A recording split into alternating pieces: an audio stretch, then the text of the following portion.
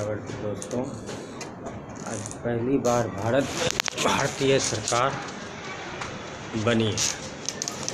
विदेश नीति भारत सरकार की सबसे प्रबल और सबसे अच्छी होने के कारण आज भारत की डंका पूरी दुनिया में बज रहा है। मोदी जी का जो विदेश नीति है सबसे अच्छी और सबसे बढ़िया नीति होने के कारण आज भारत की डंका पूरा दुनिया में बज रहा है। जो 70 सालों में भारत को हरदम नीच दृष्टि से दुनिया देखती थी, आज मोदी जी के कारण ही आज भारत विश्व गुरु बनने की राह पर चल पड़ा है। आज पूरी दुनिया भारत की तरफ देख रहा है। भारत के पास वो सॉफ्ट पावर, वो ताकत है जो अपनी दम पे पूरा दुनिया को हैंडल कर सकती है। जो आज पूरी दुनिया भारत के साथ खड़ी है तो भारत सरकार की नीति के कारण ही है। भारत सरकार में कांग्रेस राज में कभी कोई ऐसी नीति नहीं बनाई जो भारत आगे बढ़ सके। भारत के लिए या भारत की जनता के लिए कोई सरकार काम की हो। सही मायने पे अगर सही माने तो भारत 1947 नहीं, भारत 2014 में आज़ाद हुआ, जो पहली बार भारत में भारतीय सरकार बनी। नरेंद्र मोदी के कारण ही आज भारत की डंका पूरा दुनिया में बज रही है। 1947 तो बस आज़ादी के नाम था। एक अंग्रेज़ गए और कांग्रेस के रूप में दूसरा अंग्रेज़ भारत में स्थापित हो गया। भारत में वही कानून लागू किया गया जो अंग्रेज़ों ने बनाई। अंग्रेज़ों का कानून ही था भारत तोड़ो। उनकी कानून ऐसी थी कि हर परिवार, हर घर, हर आदमी अलग अलग हो जाए, हर आदमी टूटता रहे, समाज बचे ना। इसी नीति के हिसाब से भारत में कानून बनाई गई है। वही कानून कांग्रेस लागू किया कि हमारा ही खानदान भारत पे राज करता रहेगा। भारत कभी सशक्त नहीं होगा, कभी विकास नहीं करेगा, कभी भारत के लोगों को अपने पैर पे खड़ा नहीं होने देंगे। हर चीज़ बाहर से खरीदी जाती, बाहर में कोई भी चीज़ बनाने की कोशिश नहीं की गई। जबकि भारत धरती का वो हिस्सा है जहाँ तो 16 तरह की जलवायु पाई जाती है। 16 तरह जलवायु की अगर इस्तेमाल कर ले भारत सरकार तो भारत अपने दम पे पूरा दुनिया में हर चीज़ बेच सकता है, हर चीज़ बना सकता है, पूरा दुनिया को बेच सकता है अपने यहाँ के उत्पाद।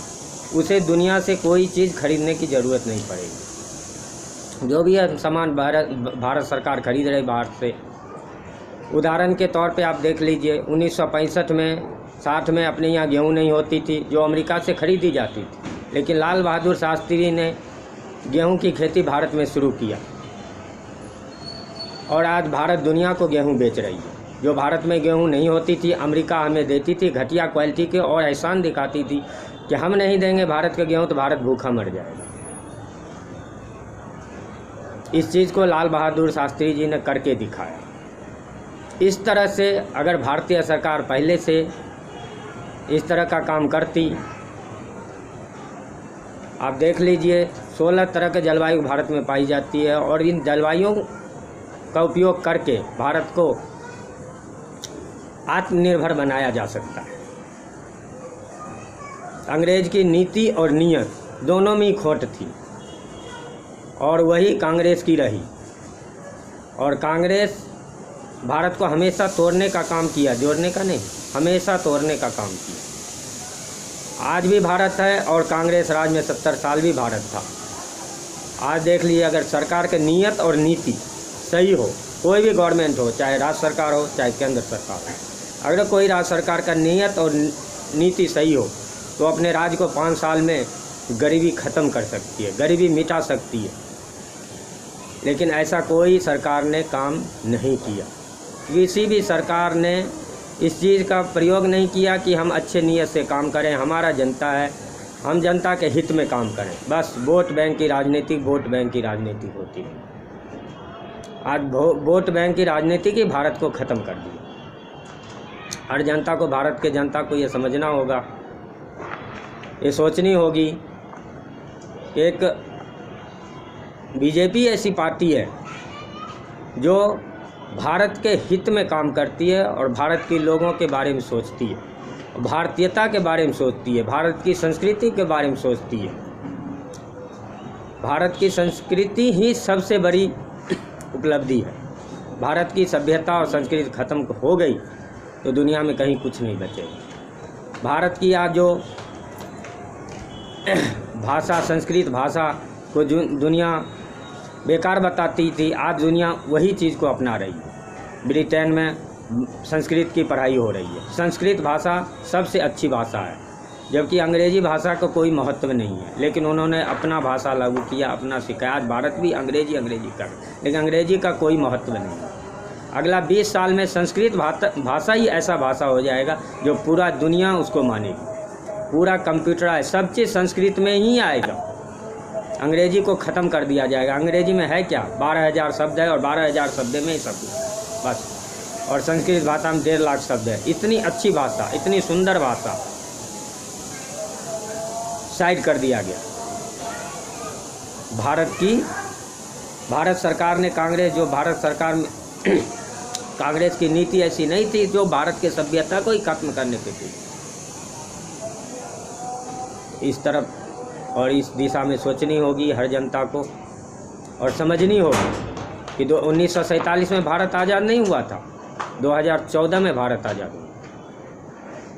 जब बीजेपी की सरकार बनी, जब प्रधानमंत्री मोदी जी बने, पहली बार भारत में भारतीय सरकार बनी जो भारत के हित में काम करती है। राहुल गांधी जैसे लोग अगर भारत के प्रधानमंत्री बन गए तो भारत तो ख़त्म हो जाएगी। जिस तरह से आज यूक्रेन का हाल हुआ, यूक्रेन का क्यों ये हाल हुआ, यूक्रेन जानता था कि हाँ भाई रूस जब भारत की मदद कर सकता है तो यूक्रेन की नहीं कर सकता। ये तो सोचने और समझने की सकता। एक कॉमेडियन बन जाएगा राष्ट्रपति तो उस देश का क्या हाल होगा। राजनीतिक का अनुभव नहीं, ज्ञान नहीं। 2-4 देश उसके पीठ पे हाथ रख दिया तो समझा हम शेर बन गए, सब पीछे हट गए। आज यूक्रेन की जनता भुगत रही है। यूक्रेन की जनता का वो हाल है, क्यों? उसमें सारा सरकार का दोष है। यूक्रेन की जो सरकार थी उसका ही दोष है, उसका ही काम होता है बचाव करना। जनता ने उसको बनाया तो जनता के हित में उसका सोचना उसका फर्ज बनता है। लेकिन आज पूरा यूक्रेन को तबाही की ओर ले जाने वाला यूक्रेन की सरकार है। यूक्रेन की सरकार कभी अपने देश हित में काम नहीं किया। अगर रूस के साथ मिल के वो काम करता तो आज ये हाल नहीं होता। रूस किसी का विरोधी नहीं है। जब भारत के साथ खड़ा है, भारत के साथ 16 देश से लड़ाई करने के लिए तैयार हो गया, तो क्या यूक्रेन के लिए नहीं करता? लेकिन अकड़ और अज्ञानता आदमी को इस तरफ ले जाता है। इतिहास में रामायण पढ़ो तो रावण से ज्ञानी दुनिया में कोई नहीं था, धरती पे कोई नहीं था, लेकिन उसकी अकड़, अज्ञानता, अहंकार उसको विनाश की तरफ ले गया। सेम यूक्रेन के साथ यही हुआ। जब राजनीति का अनुभव नहीं हो तो उसके साथ यही होता है जो आज यूक्रेन के साथ हुआ। कोई भी किसी के साथ का अपना लड़ाई खुद ही लड़ना पड़ता है। इस चीज़ को देखते हुए भारत की जनता अपने हित में सोचे, हमारे लिए कौन सरकार गलत है, कौन सही है। आज मोदी और ये जो भी काम कर रहे हैं देश हित में ही कर रहे हैं, जनता के हित में ही कर रहे हैं। जो उनका विरोध करते हैं उसको तो मैं मूर्ख मानता हूँ। उनके पास अकल की कमी है। वो लोग किसी तरफ नहीं, जिधर देखेंगे कि हाँ भाई इधर हुआ उधर पलट जाएंगे, उधर से उधर पलट जाएंगे। इनका काम यही होता है। आज कोरोना काल में ही जो भारत सरकार ने काम किया, जो यूपी सरकार ने काम किया, जो भारत सरकार की वजह से आज कांग्रेस की राज होती तो आधा भारत खत्म हो गया। जय हिंद दोस्तों। हमारे YouTube चैनल जय आर्यावर्त का यही उद्देश्य है कि जनता तक हर बात सही पहुँचे। जनता हर चीज़ को अपने हिसाब से देखे, अपने हिसाब से सोचे, और सरकार गलत और सही बनाने का निर्णय लें। जय हिंद दोस्तों।